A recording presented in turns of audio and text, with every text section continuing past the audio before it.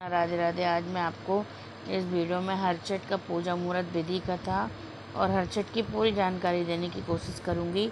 तो आइए शुरू करते हैं हरछठ का मुहूर्त और पूजा विधि।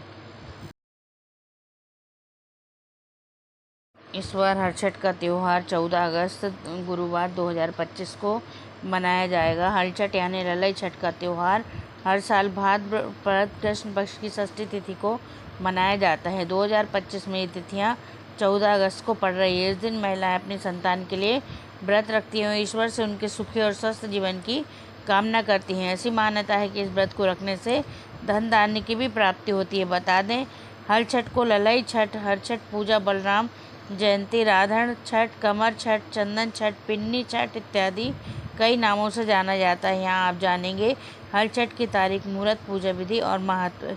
तो आइए जानते हैं हरछठ कब है। हरछठ यानी ललई छठ इस साल 14 अगस्त 2000 गुरुवार के दिन षष्ठी तिथि का प्रारंभ 14 अगस्त को 2025 को सुबह 4:23 से होगा और इसका समापन देर रात 2:60 पर होगा। हरछठ के लिए शुभ मुहूर्त हैं। ब्रह्म मुहूर्त में 4:23 से 5:07 तक, गोधूली मुहूर्त 7:01 से 7:23 तक, सर्वार्थ सिद्धि योग पूरे दिन है। हरछठ किसकी पूजा की जाती है आइए जानते हैं। इस दिन बलराम, शीतला माता और कुछ स्थानों पर अन्नपूर्णा देवी या गृह लक्ष्मी की पूजा की जाती है। इस दिन की पूजा में खेती बाड़ी से जुड़े प्रतीकों का उपयोग किया जाता है।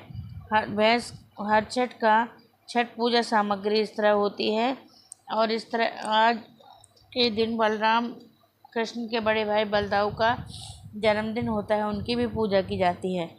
भैंस का दूध, घी, दूध, दही, एपड़, गोबर, महुला, फल फूल और पत्ते, ज्वार के बीज, छोटे मिट्टी के कुल्हड़, प्याले, धान का लावा, हल्दी, नए कपड़े, जनेऊ और कुछ देवली, छेवली, लाल चंदन, मिट्टी का दीपक, 7 प्रकार के अनाज, सतनजा, तालाब में उगाए गए चावल, भुने हुए चने, घी में भुना हुआ महिया। हलछठ की पूजा विधि इस प्रकार है। हलछठ यानी ललई छठ के दिन सुबह जल्दी उठकर महुआ की दातुन से दांत साफ करें। इसके बाद स्नान कर स्वच्छ वस्त्र धारण करें और व्रत का संकल्प लें। घर की दीवार पर भैंस के गोबर से छठ माता का चित्र बना लें। इसके साथ में हल, सप्तऋषि, पशु और किसान का चित्र भी बना कर रखें। घर में बनाए गए एपड़ से सभी की विधि विधान पूजा करें।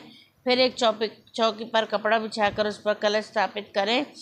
इस चौकी पर भगवान गणेश और माता पार्वती की प्रतिमा रखें और विधि विधान पूजा करें। अब एक मिट्टी के कुल्हड़ में ज्वार और महुआ भर लें। एक बर्तन में देवली छेवली रखी जाती है। इसके बाद हलछठ माता की विधि विधान पूजा की जाती है। फिर कुल्हड़ और बर्तनों की पूजा की जाती है। इस पूजा में 7 प्रकार के अनाज और भुने हुए चने का भोग लगाया जाता है। इसके अलावा पूजा में भगवान को हल्दी से रंगे आभूषण और वस्त्र अर्पित किए जाते हैं। फिर भैंस के दूध से बने मक्खन से हवन पूजन किया जाता है। इस तरह से पूजा करने के बाद अंत में हरछठ की कथा पढ़ी जाती है। कथा के बाद हरछठ की आरती की जाती है। इसके बाद व्रत रखने वाली महिला पूजा स्थल पर बैठकर महुआ के पत्तों पर महुआ फल और भैंस के दूध से बनी खीर खाती हैं।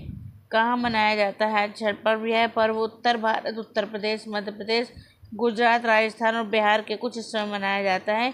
खासकर वैष्णव परंपराग्रस्त स्त्रियाँ और कृषक परिवार इसको मनाते हैं। आइए सुनते हैं हरछठ की व्रत कथा।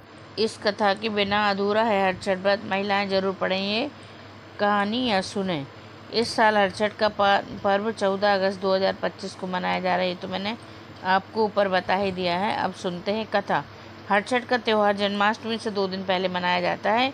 इस दिन हलछठ माता, शीतला माता और भगवान बलराम की पूजा की जाती है। इस पर्व को ललई छठ या बलराम जयंती कहा जाता है क्योंकि बलदाऊ का जन्मदिन हुआ था, इसलिए बलराम जयंती भी कहते हैं।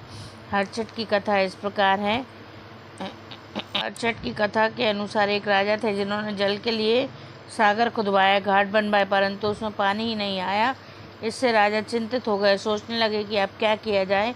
राजा ने गांव के पुरोहित को बुलाकर उपाय पूछा। पंडित ने कहा, राजा, उपाय तो बड़ा कठिन है, लेकिन अगर उपाय किया जाता है तो उससे पानी अवश्य आ जाएगा। राजा ने कहा, आप उपाय बताएं, हम अवश्य करेंगे। तब पंडित ने राजा से कहा कि अगर तुम अपने बड़े लड़के या लड़की की बलि दे दो तो जल सागर में अवश्य भर जाएगा। यह सुनकर राजा चिंतित हो गए। देखकर पंडित ने कहा, हे राजन, यदि तुम अपनी बहू को यह कहकर मायके भेज दो कि तुम्हारी माँ की हालत बहुत खराब है, जाओ उन्हें देखाओ, तब ये उपाय किया जा सकता है। राजा ने ऐसा ही किया। यह सुनकर बहू बहुत दुखी और सोचने लगी कि राजा आज हर छठ के दिन कौन सी परेशानी आ गई। वह रोती पीटती अपनी माँ को देखने दौड़ गई। जब वह मायके पहुंची तो उनकी माँ ने उसे इस तरह व्याकुल देखा तो वह चौंक गई। वो कहने लगी, अरे हमारे का हम तो ठीक हैं, आज हर छठ का दिन है कि मेड़ नहीं लाकना चाहिए।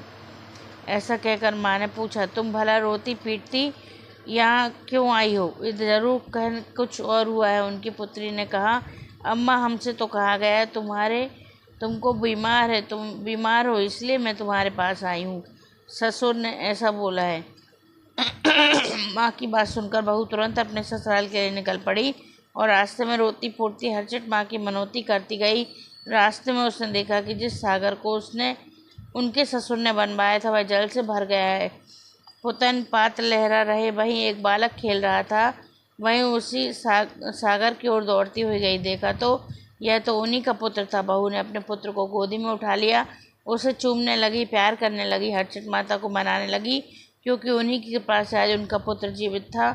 तो जब वह घर आई तो उसने देखा कि घर का दरवाज़ा बंद है। द्वार खुलवाया और कहने लगी, आज तो सब जने हमारे लड़का का बलि चढ़ाए देउन, हमारा बहाने से मायके भेज दिया। मुला आज हमारे सत में और हर्षट माता की दया से हमारी गोदी फिर हरी भरी हो गई।